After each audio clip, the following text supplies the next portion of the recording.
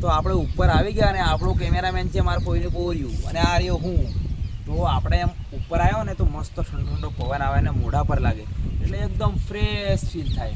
અને ઝીણા ઝીણા છાંટા પણ આવી રહ્યા અને વરસાદ આવવાની તૈયારી જ છે, પડી પણ રહ્યો છે.